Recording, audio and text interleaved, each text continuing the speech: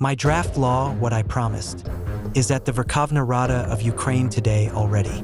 It is, as I promised to achieve justice, it's designed for the law enforcement and anti-corruption bodies to get valid guarantees of independence of anti-corruption bodies.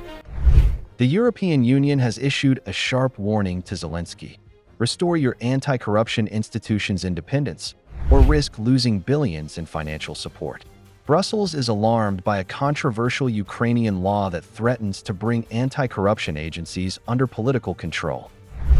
The crisis centers on draft law number 12414, which would place the National Anti-Corruption Bureau, NABU, and the Specialized Anti-Corruption Prosecutor's Office, SAPO, under the influence of the Prosecutor General's Office, a move critics say would destroy their independence. We're against dictatorship. We fought dictatorship for many years, which is why we now have independent agencies that work independently of our lawmakers. Their powers have been curbed, and we're against this. According to NABU and SAPO, Ukraine's anti-corruption system, built since 2015 with EU support, would effectively collapse. The Prosecutor General would gain sweeping powers, including the right to close investigations and override NABU detectives. Statement by NABU and SAPO following the meeting at the office of President Zelensky stated, "As a result of these changes, NABU and SAPO are now deprived of the guarantees that had previously enabled them to carry out their mandate to combat high-level corruption." Earlier, the two agencies stated, if adopted, this draft law would reduce the head of SAPO to a nominal role, while NABU would lose its independence and effectively become a subdivision of the Prosecutor General's office. I do not want to judge what the president has or has not done. What has been done has been done. What we need now is to correct the error and move forward. Who has counseled him to make this error? What was behind it? On July 21st, Ukraine's Security Service and Prosecutor General's Office conducted 80 warrantless searches targeting NABU staff across multiple regions, a move seen as retaliatory and politically motivated.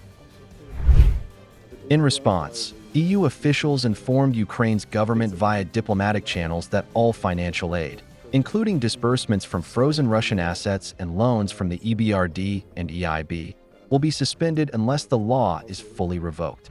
This is serious, and it is worrying, and there are formal obligations for Ukraine in this process, what Ukraine committed themselves to do. If that do not happen, it has consequences in the end. But in a significant shift, President Volodymyr Zelensky on Thursday submitted a new bill aimed at restoring the full independence of the anti-corruption agencies. The move comes after widespread criticism from the EU and largest public protests since the war began.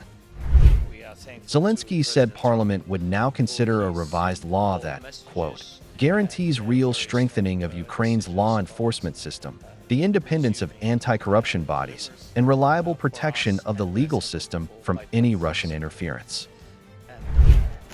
The EU has acknowledged the move, but is watching closely. If the bill fails or is only partially effective, Ukraine still risks losing its aid under the ERA program and future macro-financial tranches under the Ukraine facility.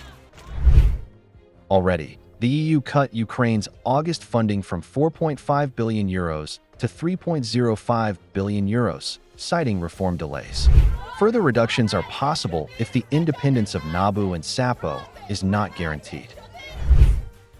With the next vote scheduled for July 31st in the Ukrainian parliament, the stakes are high. Will Ukraine regain the EU's trust and preserve its anti-corruption legacy? Or will it risk isolation during a critical moment in the war?